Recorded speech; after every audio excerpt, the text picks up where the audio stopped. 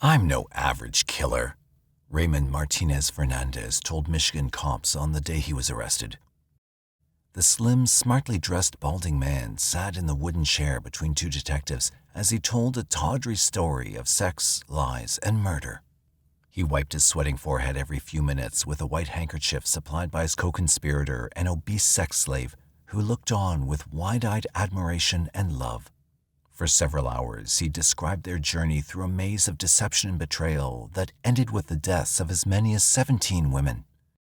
"I have a way with women, a power over them," he said. That power, he claimed, was achieved by the practice of voodoo. Raymond Martinez Fernandez, 34, was born in Hawaii to Spanish parents.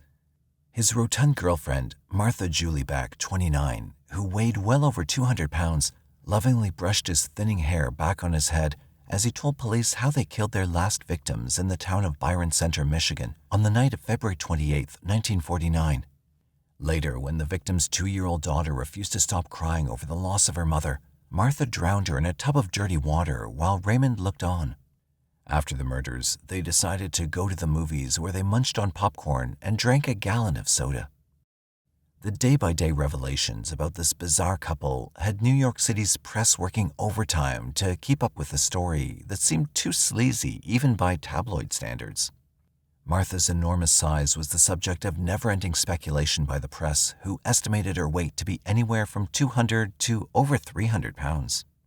This constant ridicule caused Martha to write a series of tearful, angry letters from prison to the media, complaining of the unfair treatment she received from columnists like Walter Winchell and newspapers like the Daily News and the New York Mirror.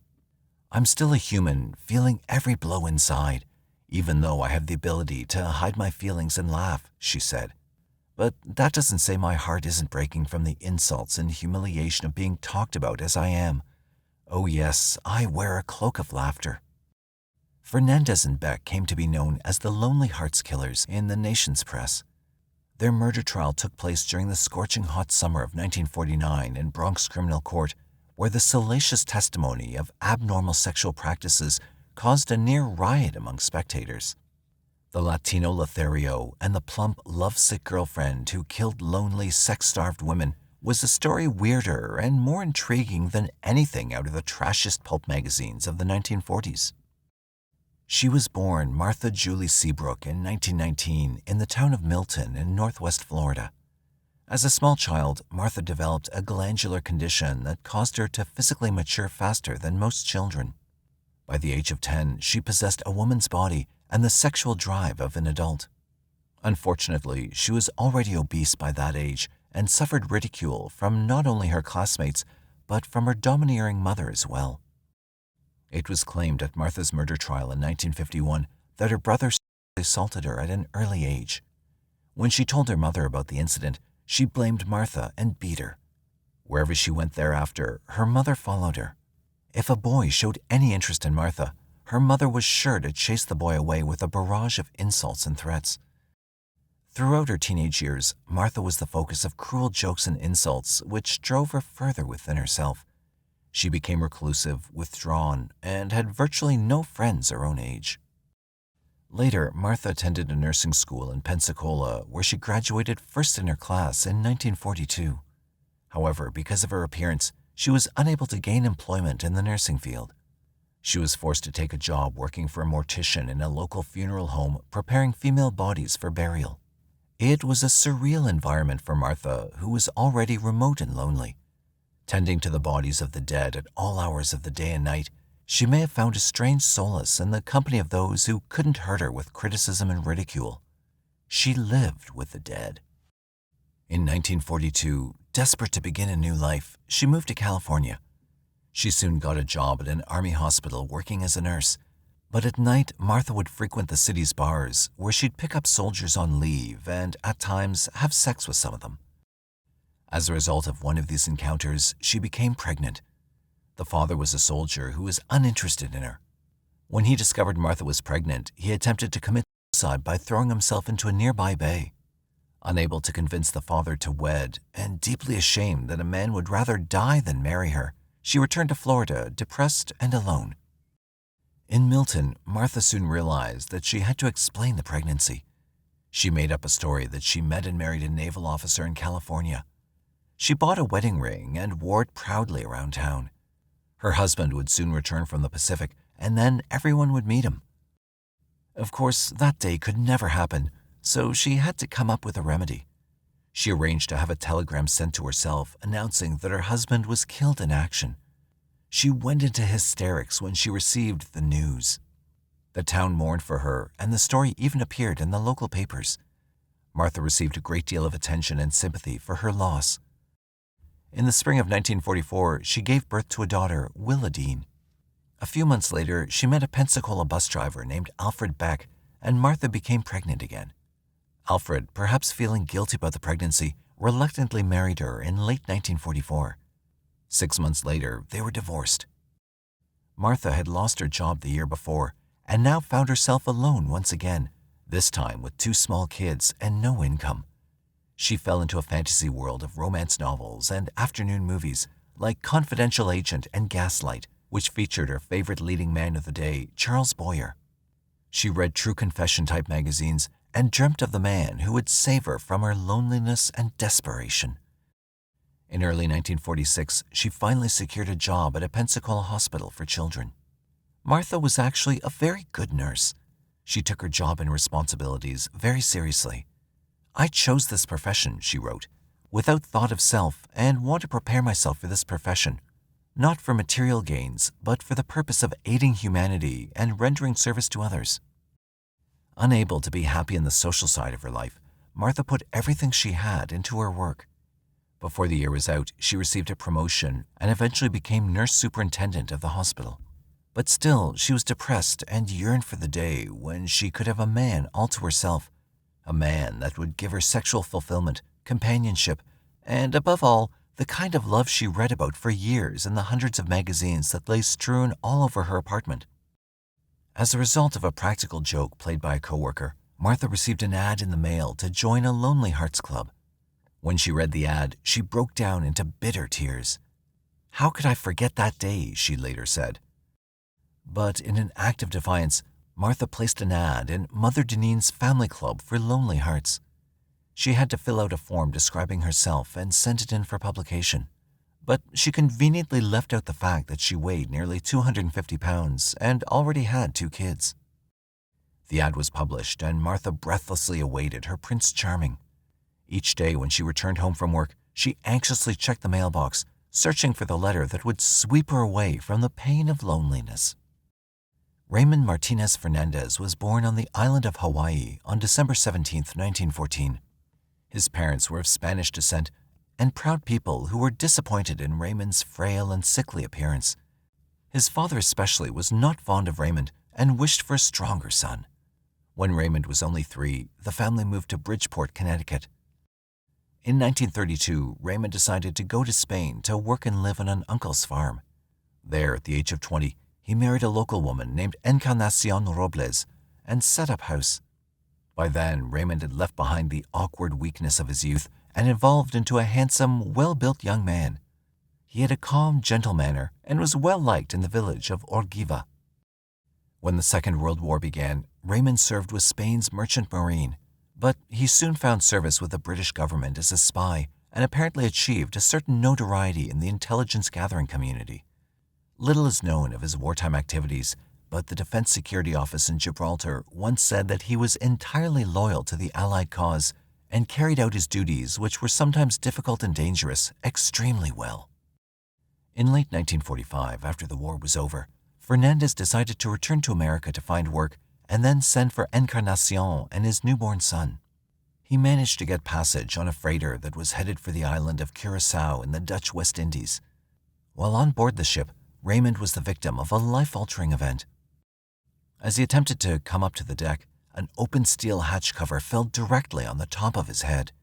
The injury caused a severe indentation on his skull and may have damaged his brain in an irreversible way. When the ship docked in December 1945, he was placed in the hospital where he remained until March 1946. Upon his release from the hospital, Raymond had undergone a personality transformation. Before the accident, he was an ordinary young man who was socially adept, open with people, and courteous in manner. But after the accident, Raymond became distant, moody, and quick to anger. He didn't smile as easily, and when he spoke, he often rambled. Personality disorders that result from head injury are well documented, and research suggests that the level of disorder hinges upon the severity and location of the injury. In Fernandez's case, the injury, which fractured his skull, was located in the frontal lobe region that regulates the learning, reasoning, and logical segments of brain function. There was no doubt Raymond Fernandez was a changed man. He bought passage on another ship headed for Alabama. When the boat arrived at the port of Mobile, Fernandez did a stupid thing. He stole a large quantity of clothing and items from the ship's storeroom that were clearly marked. When he tried to pass through customs, he was immediately arrested.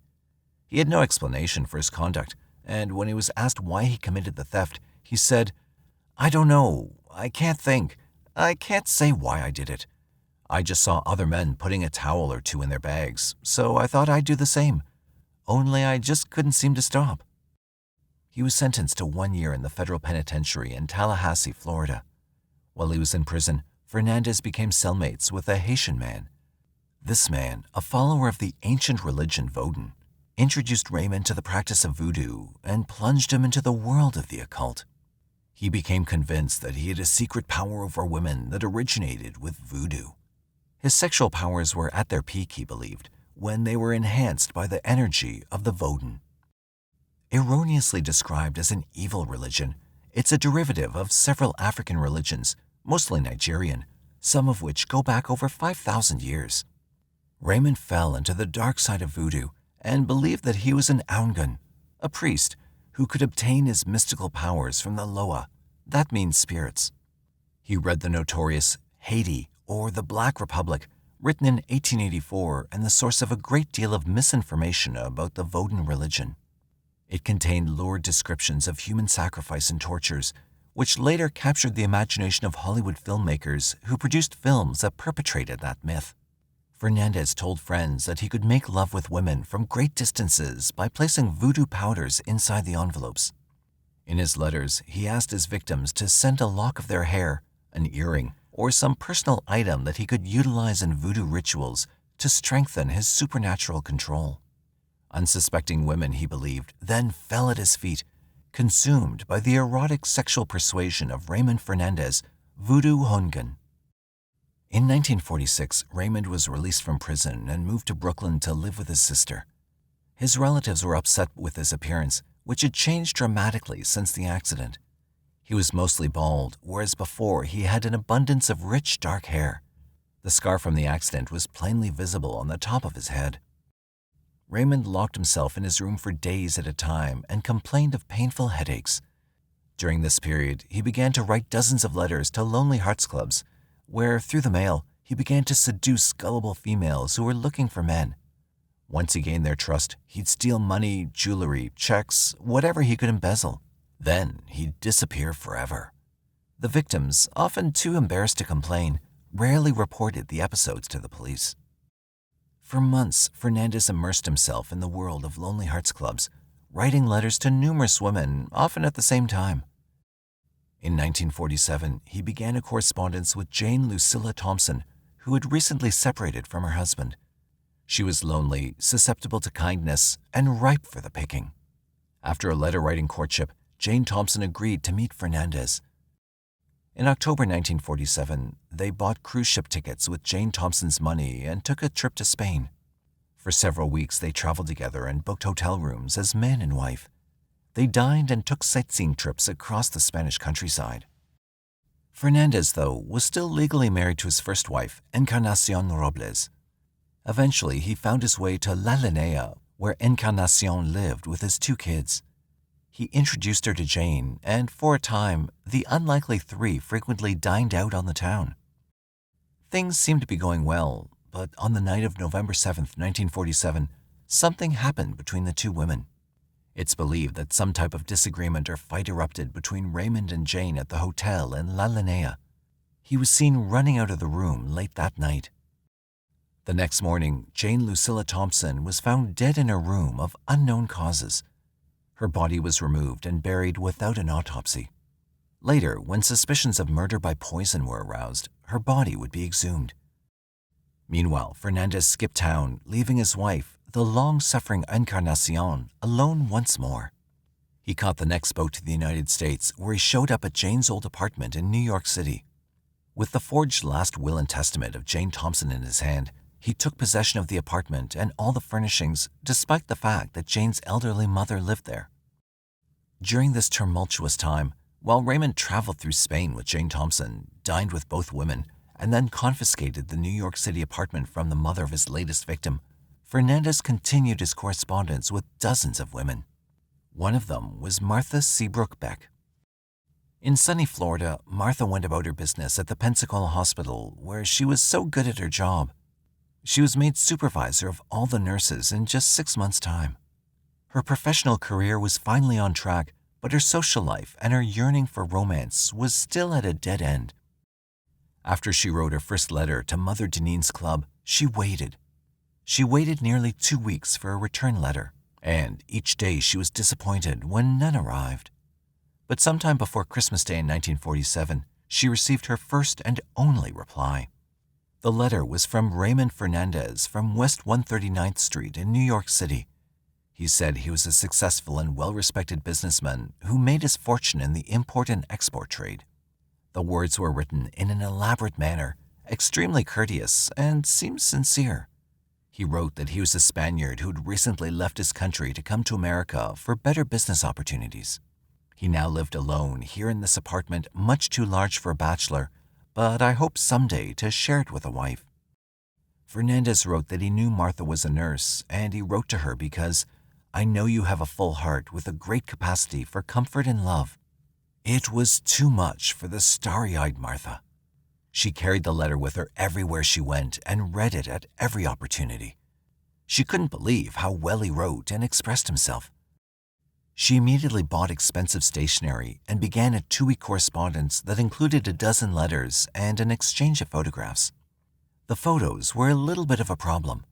Of course, Martha didn't want to scare off the prospective Romeo with a full frontal view of her generous size. Instead, she sent Fernandez a group photo of all the nurses at the hospital in which she was partially hidden behind a row of friends. In the accompanying letter, she wrote, "It doesn't do me justice." She couldn't have known that size or appearance was of little concern to Raymond Fernandez. By this time, he'd already defrauded, tricked, deceived, and stolen from dozens of women across the country. He didn't care if his victims were fat, skinny, old, or young. He had only one criterion: they had to have assets.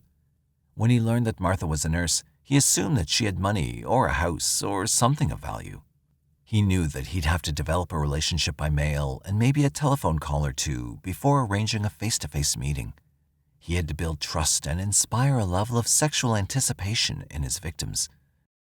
Through repeated acts of trial and error, he built up a standard routine, and he followed that script almost in every instance right up to the end. When the victim realized that she'd been taken, most times she was reluctant to call the police. There were strong feelings of humiliation, guilt, and even complicity in the crime. And, above all, the women did not want their names dragged into public view as lonely hearts seeking men through newspaper ads.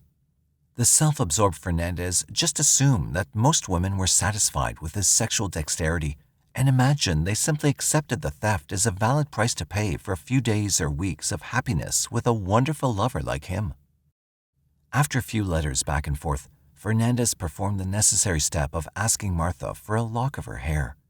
With this hair, Fernandez was able to perform his voodoo ritual, which he believed would make Martha unable to resist his sexual charms. He followed directions from a book written by William Seabrook called Magic Island, a Bible of voodoo and secret spells. He considered it a good omen that his favorite author and his latest victim shared the same name. Martha was thrilled that a man would ask for a lock of her hair. That had never happened before. She happily sent a generous piece of her hair with the very next letter and doused it with a smattering of perfume.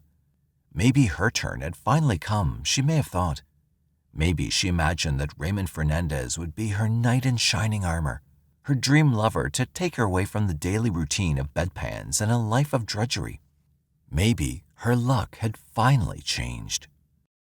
After Fernandez built up enough anticipation in Martha and he performed the necessary voodoo ritual, he decided that the time had come for the meeting. He arranged to take a train down to Florida and for Martha to meet him at the station. Of course, Martha, realizing that she was about to confront the lies she'd told about herself, was extremely nervous. But her curiosity and desire quickly overcame whatever fears she may have had. On December 28, 1947, he arrived in Pensacola, Florida. At first, Fernandez must have been surprised at her size, but outwardly, he gave no signs of his disapproval. When she first saw Fernandez, Martha was thrilled. She couldn't believe how lucky she was to have such a handsome man. He was everything she dreamed of, and more. She thought he strongly resembled her hero, Charles Boyer. They returned to her home where Martha introduced Raymond to her 2 children and prepared dinner. Once the children were put to bed, Raymond made his move. Martha, already thrilled that he'd pay any attention to her whatsoever, quickly surrendered. For the first time in her life, she attained sexual fulfillment. It was a revelation. Fernandez, though, was still thinking of his scheme to fleece the gullible Martha. He was anxious to learn of her assets in order to determine if she was worth the effort. They spent the next day and night together and had sex several times. Martha swore her undying love and wanted him to stay in Florida to marry her. But Fernandez did not want marriage. He wanted to continue his work. He suddenly told Martha that he had business in New York and really should return as soon as possible. Martha protested, but Fernandez calmed her by saying he'd soon be back or send money so she could join him in New York. Martha interpreted that as a sort of proposal. After he boarded the train in Jacksonville, she went back to Milton and told everyone that she was about to be married again. A shower was prepared in her honor. She was happy like she'd never been before. Then, on the day of the shower, she received a letter from Fernandez in which he said she'd misunderstood his feelings for her and he'd not be returning to Florida. She was devastated. After Martha attempted suicide, Fernandez relented and agreed to let her visit him in New York. She stayed for a glorious 2 weeks. But when she returned to her job in Florida, she was fired without explanation. When she tried to find out why, her employer refused to elaborate. Martha felt it was because the town had learned about her scandalous affair with a Latin lover from New York. She picked up her last paycheck as Martha Fernandez and went home to pack. She got her 2 kids dressed, said goodbye to a few friends, and got on the first bus to New York. When Fernandez answered his door in the morning of January 18, 1948, much to his dismay, he found Martha and her 2 children standing there. This was a major stumbling block in his career of theft and deception. Fernandez, though, didn't disapprove of having Martha around. There was something comforting about her, the way she catered to his every need, made his bed, and cooked for him. But the kids had to go, he insisted. Martha reluctantly decided that giving up her children was the price she had to pay for Raymond. On January 25, 1948, she dropped off her kids at the Salvation Army and abandoned them. For the next 3 years, she had no contact with them whatsoever. Not until she was in Sing Sing prison in 1951 did she ever give them another thought. Once they were rid of all the children, Beck and Fernandez had the apartment all to themselves. It was at this point that Raymond brought out all of his Lonely Hearts letters. He told her everything, the dozens of women he deceived and robbed, his wife in Spain, and the other wives as well. Martha, already committed to Fernandez, realized that there was no turning back. He was her man, and she was his woman. The way Martha saw the situation, it was her duty to help him. Together, they made plans for his next victim. As they pored over the photographs of widows and lonely hearts, they settled upon a Miss Esther Henn in southern Pennsylvania. The unlikely pair traveled down to Pennsylvania where they met with Ms. Henn. Martha posed as Raymond's sister-in-law.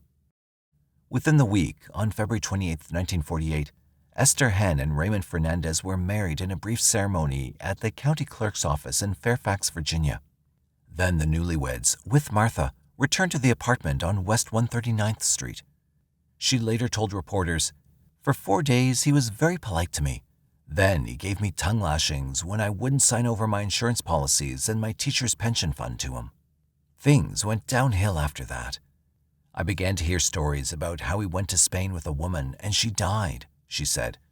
Shortly afterward, the new Mrs. Fernandez left the apartment minus her car and hundreds of dollars that Raymond stole from her. Several other women followed Esther Hen in quick succession, including two named Myrtle. One of them, Myrtle Young of Green Forest, Arkansas, agreed to marry Fernandez. On August 14, 1948, he and Myrtle were married in Cook County, Illinois. Martha posed as Raymond's sister this time and did everything she could to make sure that the marriage was never consummated. It included sleeping in the same bed as Myrtle. This went on for several days until Myrtle protested so much that Raymond gave her a heavy dose of drugs, which caused her to lapse into unconsciousness. With Martha's help, Raymond carried Myrtle onto a bus and sent her back to Little Rock, Arkansas, where she had to be carried off the bus by the police. She was also robbed of $4,000. The very next day, Myrtle Young died in a Little Rock hospital. Meanwhile, Martha and Raymond continued on their way back east. They stopped in several towns and met with an assortment of women who had been corresponding with Raymond. They managed to steal some money, but none looked promising as a long-term investment. They arrived back in New York and soon were scouring the Lonely Hearts ads for more victims. They found one in New England, but when they went to meet her, she was younger than Martha imagined, and she wouldn't let Raymond work the scam. The money was dwindling lower and lower. The winter was coming, and neither Martha nor Raymond had real jobs. They were desperate for more victims. Soon they located Janet Fay, a 66-year-old widow who lived in Albany, New York. Raymond took pen in hand and began the game once again. Janet Fay rented a spacious apartment in the downtown part of the city and, more importantly, had money in the bank. She had a habit of writing letters to Lonely Hearts Clubs, and despite warnings from her friends and family, she continued the practice. Mrs. Fay was a religious woman who attended Catholic church every Sunday, a fact that was exploited by Fernandez, who then laced his future letters with references to God and religion. Fernandez often used the name Charles Martin for his correspondence with his victims. After a period of several weeks in which Fernandez persuaded Janet that his aims were honorable, arrangements were made for him to come to Albany just before New Year's Day. On December 30th, 1948, Martha and Raymond arrived in downtown Albany and checked into a hotel as Mr. and Mrs. Fernandez. The next day, he showed up at Janet's door carrying a bouquet of flowers. They spent the day together getting acquainted and discussing religious matters.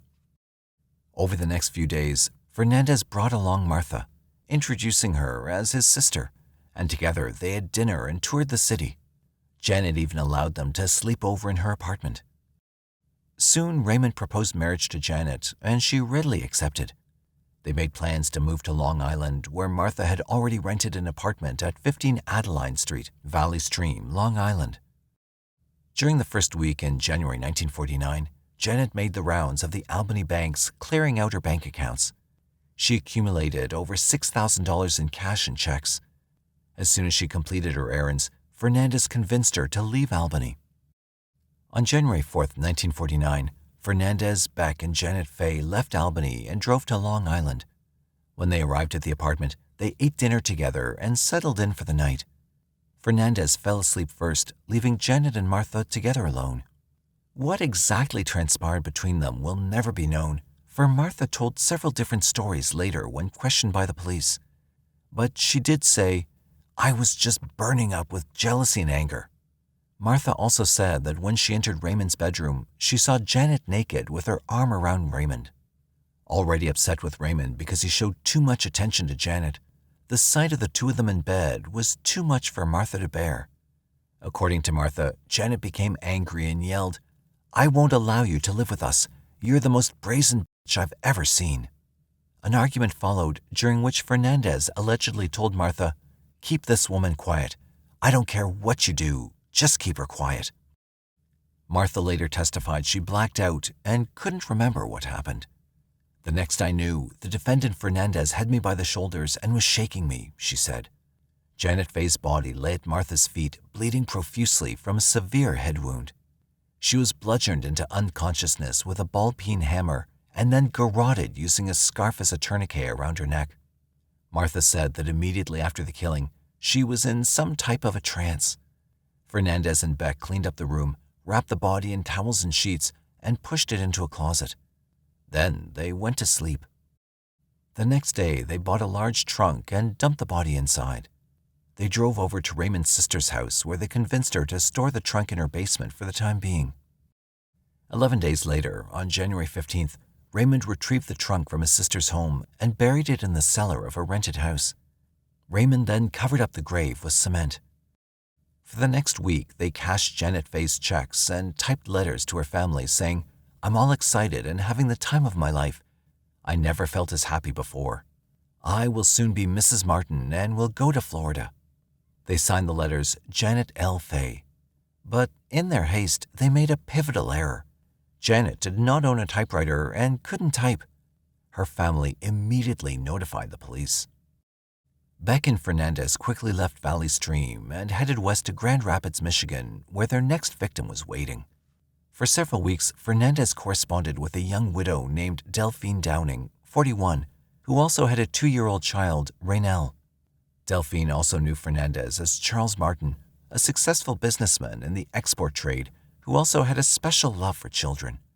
So when Charles wrote Delphine and told her that he was coming for a visit to Byron Center, a suburb of Grand Rapids, she was pleasantly surprised. She also didn't mind when he said that he'd be bringing his sister, Martha, along. When they met in late January 1949, Delphine was impressed with Charles and may have thought that she had a future with him. She liked his courteous manner and considerate attitude towards Raynell. Before the month was out, he was having sex with Delphine, a development that had Martha quietly seething with rage. But Delphine's happiness was short-lived. One morning, she entered the bathroom and accidentally observed Charles without his toupee. She was shocked at his baldness and the ugly scar on the top of his head. She accused Fernandez of fraud and deception. Fernandez turned on the charm to placate her, but nothing worked. Martha was still burning inside, but remained quiet, hoping the situation would calm down. She convinced Delphine to take some sleeping pills. While the pills did their work, Raynell began to cry, perhaps sensing that her mother was not acting normally. Martha, already furious with Delphine and Fernandez, suddenly grabbed the child and began to choke her into unconsciousness, causing obvious bruises on her neck. Fernandez was angry. "If she wakes up and sees Raynell, she'll go to the police," he said. "Do something, Ray," Martha said. Fernandez went into the next room and retrieved a handgun that belonged to Delphine's dead husband. He wrapped the pistol in a blanket and placed the muzzle against Delphine's head. He pulled the trigger, sending a bullet into her brain, which killed her instantly. Raynell watched the entire event from a few feet away. Then they wrapped Delphine up in sheets and carried her into the basement. They dug a large hole and dumped the body in. Fernandez covered the grave with cement while Martha dutifully cleaned up the murder scene. For the next 2 days, they made their plans to escape. They cashed in whatever checks that Delphine had and looted the house of all valuables. Meanwhile, Raynell cried constantly and refused to eat. They talked over what should be done with the little girl, but couldn't agree. Ultimately, Fernandez told Martha to get rid of her. "I can't do it, Ray, I can't," she pleaded. But Martha was already in too deep. She was an accomplice to several murders and partner to dozens of frauds and thefts. She had no real home and had abandoned her own children to be with her Svengali lover. And now, after burying yet another body to hide their crimes, Fernandez wanted her to do the unthinkable. She may have tried to resist, but his power over her was complete. As Raynell continued to sob, Beck and Fernandez transferred some of the water that had accumulated in the basement and filled an empty metal tub to the brim. Then, in an act of callous depravity, Martha picked up the child and held her under the water until she drowned. A few minutes later, Fernandez was digging another grave next to Delphine. Only this one was a lot smaller. Although they were now free to leave town and move on, they chose not to. Instead, Martha and Raymond went to the movies. Later, when they came back to the apartment, they began to pack their bags. There was a knock at the door, and when Fernandez opened it, he found 2 stern-looking cops standing in front of him. Suspicious neighbors had called the police.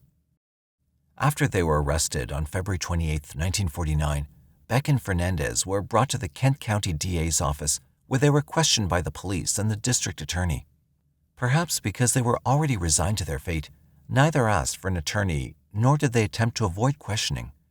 "I'm no average killer," Fernandez said to the investigators. Together, they told their salacious story of sex, deception, and murder to the police. They signed a 73-page confession in the presence of Kent County DA Roger O. McMahon, who assured them that they'd never be turned over to the New York police.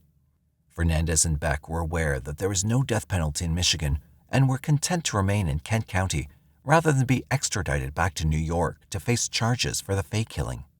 "The electric chair scares me," Martha said. With a promise that if they told the truth, Fernandez could be out of prison in 6 years with time off for good behavior, they cooperated fully with investigators. The next day, the Lonely Hearts murder case was in the nation's headlines. It was page 1 in every big city newspaper. The New York Times wrote, "3 Lonely Hearts murders, trap pair, body dug up here." Wherever Beck and Fernandez went while in custody, the photographers followed, hoping to catch a photo of America's most dysfunctional couple. And just as soon, the process of dehumanizing Martha Beck began. The papers called her fat, simpering, Big Martha, a 200-pound figure of wrath, the giggling divorcee, unattractive, a weird woman, and other humiliating terms. Each newspaper story published during that period included her weight, which was falsely reported in nearly every instance. Her actual weight at the time of her arrest was 233 pounds. Unfortunately, the New York press has a long and shameful history of such reporting, particularly in murder cases where the accused is a female. From the time of Ruth Snyder in 1927, a woman convicted of murdering her husband, right up until the modern era, the city's tabloids often lose every sense of objectivity when it comes to reporting on criminal trials in which the defendant is a woman. Snyder, especially, was vilified by the press in a way that's seldom seen for any criminal defendant, male or female. Her case became the journalism benchmark on how a woman can be totally demonized by newspaper reporting. Headlines such as, "Reveal Lonely Heart's blood money dealings," "Heart's killer explodes at attorney," and "Fernandez tells strange love story," built an image in the public's eye that the two defendants were already guilty and a trial was just a necessary formality. In a startling display of the media's bias in this case, even just a cursory read of the press coverage before and during the murder trial reveals an expectation, even a demand, that Martha Beck and Raymond Fernandez receive the death penalty. The pressure for them to die was building. During the week of March 8, 1949, after several phone calls from New York Governor Thomas Dewey to the state of Michigan, a deal was cut with Kent County prosecutors. They would waive criminal charges for the Downing murders and permit New York to extradite the defendants to face charges in the Janet Faye murder. The reason was simple. Michigan had no electric chair. Amidst a stunning, deadly heat wave that gripped the nation that summer, the trial of Martha Beck and Raymond Fernandez opened on June 28, 1949. A young Manhattan attorney, Herbert E. Rosenberg, was chosen to represent Martha and Raymond. Of course, one attorney to represent both defendants was a violation of ethics and unfair to the accused, but the decision was allowed to stand. A change of venue from Nassau County, Long Island, where the Faye murder was committed, was granted, and the trial moved to the more spacious, more accessible Bronx Supreme Court near baseball's famous Yankee Stadium. But nothing could save the spectators from the oppressive heat. Over the July 4th weekend in 1949, at least 881 people died nationwide from heat and accidents, a record that still stands today. Judge Ferdinand Pecora sat on the bench, a stern but fair jurist who had a reputation for moving things along in his trials. The prosecutor was Nassau County District Attorney Edward Robinson, Jr., who was on the case since the very beginning and had participated in the deal to extradite the defendants back from Michigan. The prosecution began its case with a barrage of witnesses, including the medical examiner, friends of Janet Faye from Albany, and the landlord from Janet's apartment. Michigan investigators followed them to the stand, and forensic detectives later explained the substantial physical evidence to the court. Raymond Fernandez took the stand on July 11, 1949. He denied any role in the Faye killing and said that he only met Martha a short time before by writing to Lonely Hearts Clubs. He admitted confessing to the Michigan authorities, but wished to retract the entire statement because he had confessed only to save his sweetheart, Martha. In a soft voice, and often smiling over at Martha as she nodded approvingly during his testimony, Fernandez appeared the picture of the sophisticated Spanish gentleman. "All my statements were made for the purpose of helping Martha," he said softly, exposing his gold-lined front teeth. "I love her.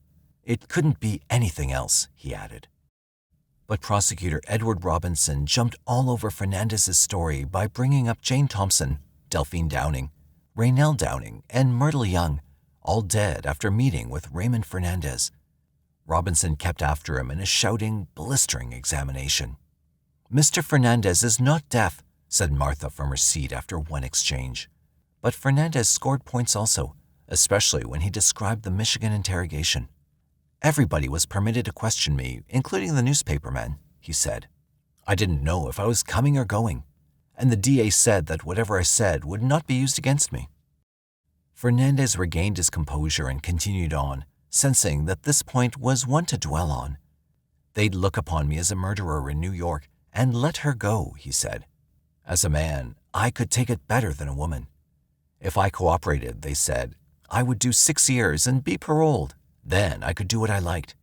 If I didn't cooperate, I would go to jail for life." But the defendants had too much against them. The lengthy confession with all its gruesome detail came back to haunt them many times over. As the statement was read into the record, the courtroom gasped when they heard descriptions of the murders. "I can still hear it.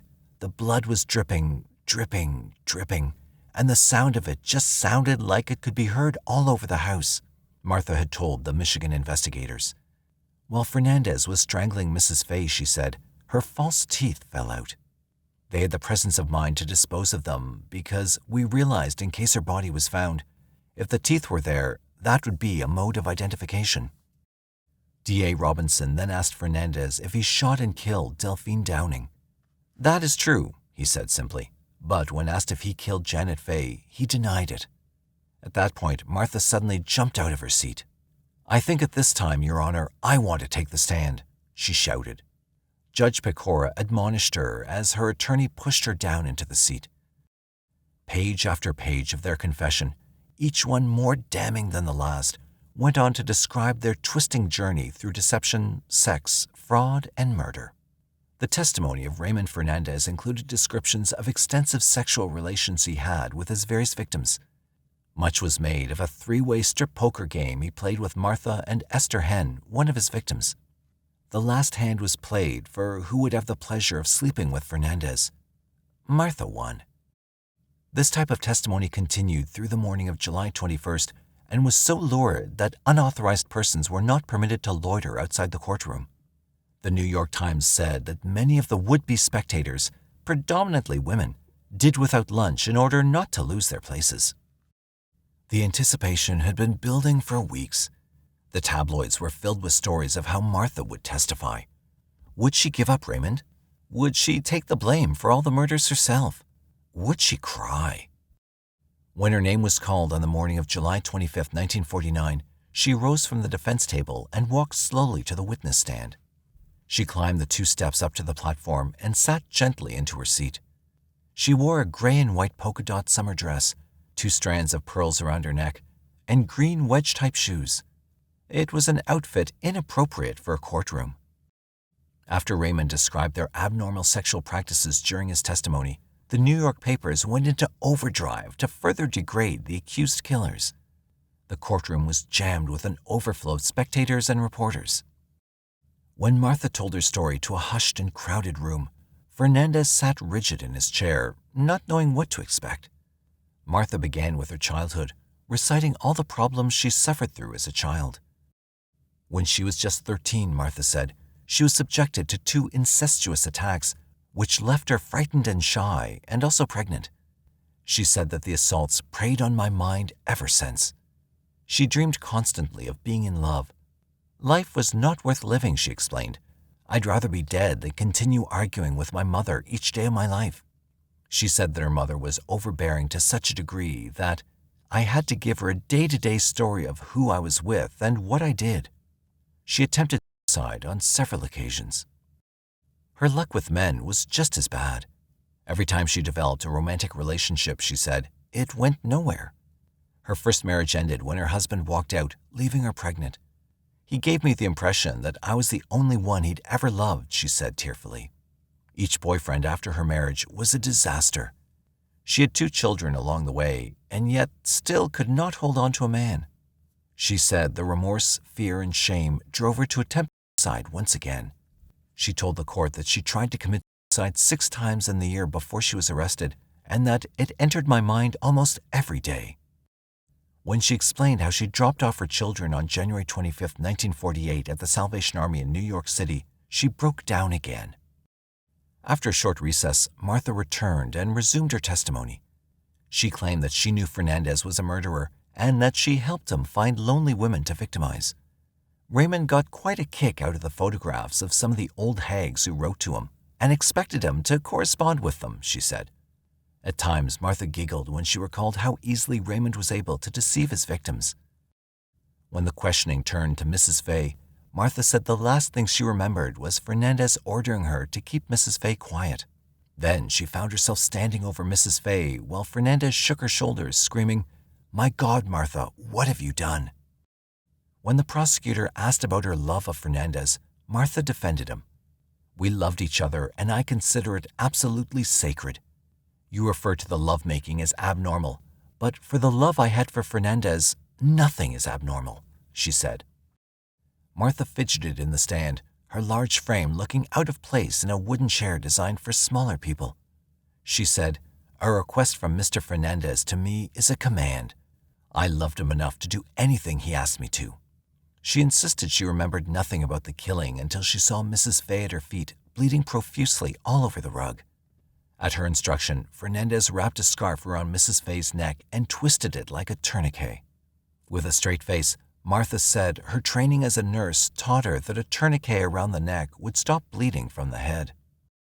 For 3 days, she was questioned relentlessly by Nassau County District Attorney Edward Robinson, Jr.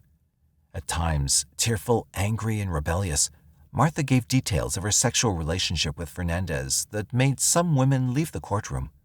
When she began to describe certain sex acts connected with the practice of voodoo, a contingent of 24 cops had to be called to the Bronx Supreme Court building to contend with the crowds that tried to push their way into the courtroom. The New York Times reported, "The Lonely Hearts murder trial was disrupted yesterday afternoon by a near riot of would-be spectators outside the courtroom." On August 18, 1949, after 44 days of testimony and a 5-hour charge by Judge Pecora, the case went to the jury. They took a break for dinner and began deliberations at 9:45 p.m. Later that night, they came back and asked for a reading of Fernandez's confession. They also asked for a clarification on the term premeditation. Some observers thought that Fernandez would take the weight of the case, while Martha would be convicted on a lesser charge. But the jurors worked through the night with no sleep, and by 8:30 a.m. the next morning, it was over. Ironically, when the verdict was announced, there was almost no one in the courtroom. Thinking that the jury would continue deliberations in the morning, all the spectators went home for the night. Almost immediately after the jury received the case on the night before, a vote was taken. The tally was already 11-1 for conviction. A single juror wondered if Martha was sane and if Fernandez had premeditated the murder of Mrs. Fay. After several hours of debate, that juror gave in and voted for conviction. The jury of 10 men and 2 women found Fernandez and Beck guilty of first-degree murder. The defendants displayed no emotion or surprise, though the Daily News said, "Mrs. Beck, as she did so many times during the trial, took on a brazen pose." There was no recommendation for mercy for either defendant, and sentencing was set for the following Monday.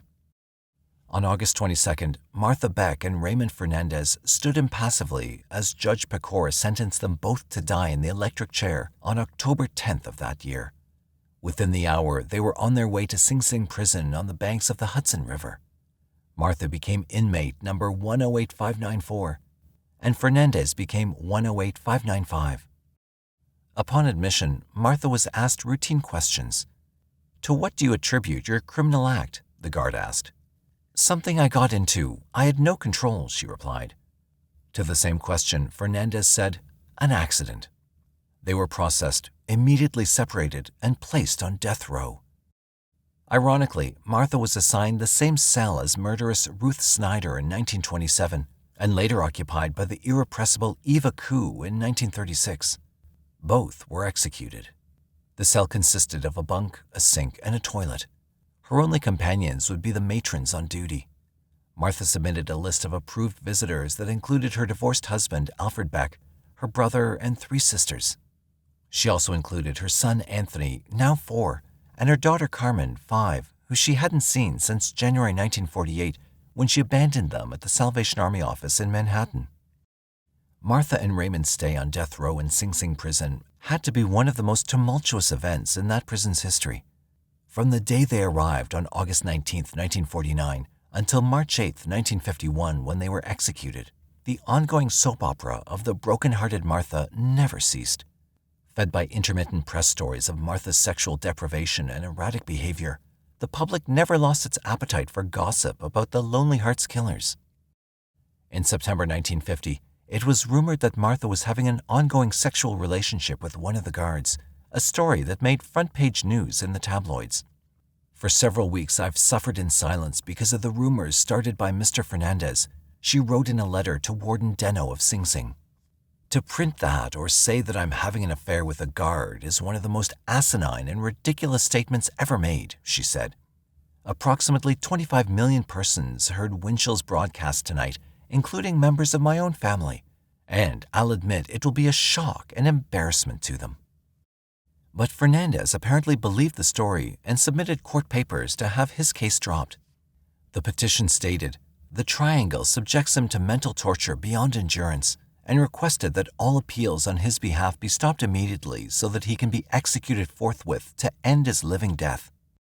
Martha asked her attorney, Herbert Rosenberg, to do something to stop the rumors. What do they expect me to do, she wrote. Sit here and let him destroy the one thread of decency I've left?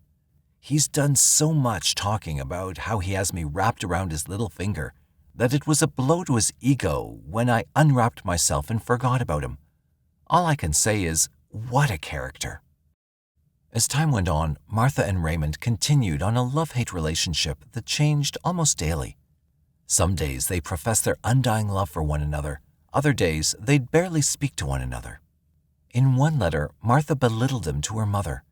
Oh yes, he's brave when it comes to talking and hurting others he can kill without batting an eyelash. But to hurt himself, he'd never do it. Not a sniveling, low-down, double-crossing, lying rat like him. Incredibly, all during the time he spent on death row and apparently unknown to Martha, Fernandez continued to write and profess his love for his first wife, Encarnacion, who was still living in La Linea, Spain, with his 4 children. Kisses and hugs to the children, and you receive 1,000,000 kisses and hugs from the one who always will have you until the last second of my life, Fernandez wrote on January 8, 1951.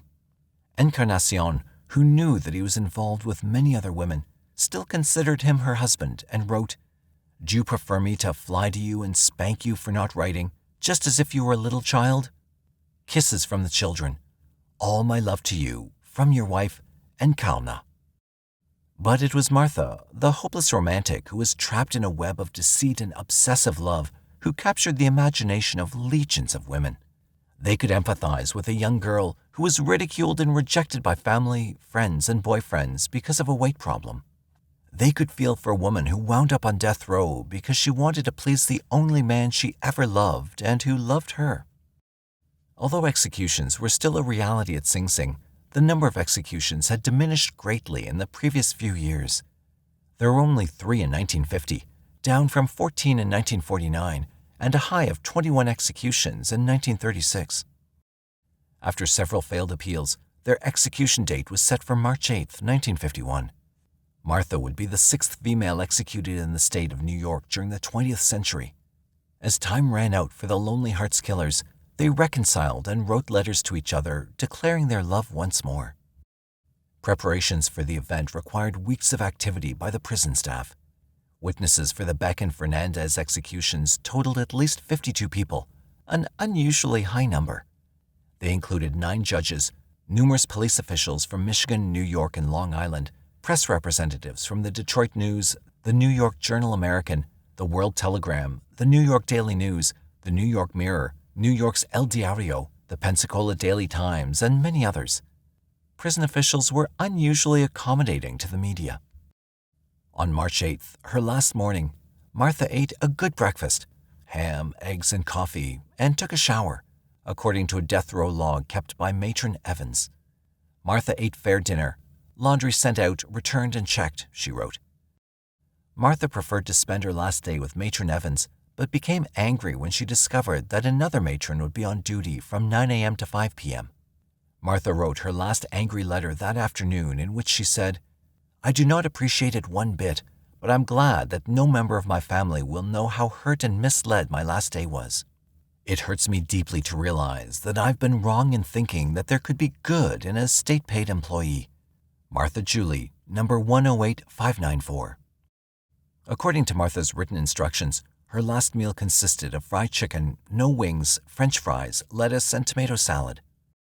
Fernandez ordered an onion omelet, French fries, chocolate, and a Cuban cigar. He was especially nervous and confided to prison guards that he may not hold up under the pressure. As the hour grew near, Martha sent Fernandez a note professing her undying love. "The news brought to me that Martha loves me is the best I've had in years. Now I'm ready to die," he said. "So tonight, I'll die like a man." At 11 p.m., the procedure began.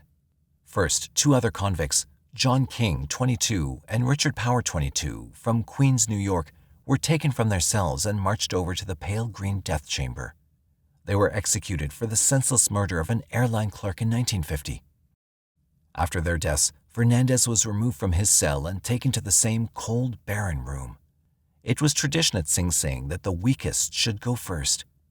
"I want to shout it out. I love Martha. What do the public know about love?" he said. Fernandez was a broken man, panic-stricken and paralyzed with fear. He had to be carried into the chair. Minutes later, Martha was brought into the dreaded room of her own volition, escorted by the matrons. She sat down in the creaking chair carefully and had to wriggle her large frame into the seat. She was able to squeeze into position with difficulty as the teary matrons applied the straps to her body. Her mouth formed the words, "So long," but no sound escaped her lips. At 11:24 p.m., she was dead. It was the first quadruple execution since 1947. The executioner, Joseph Frankel of Cairo, New York, was paid $150 per person for his expertise. Before she was led from her cell, Martha had this final statement for the press. "What does it matter who's to blame?" she said. "My story is a love story, but only those tortured with love can understand what I mean. I was pictured as a fat, unfeeling woman. I'm not unfeeling, stupid, or moronic. In the history of the world, how many crimes have been attributed to love?"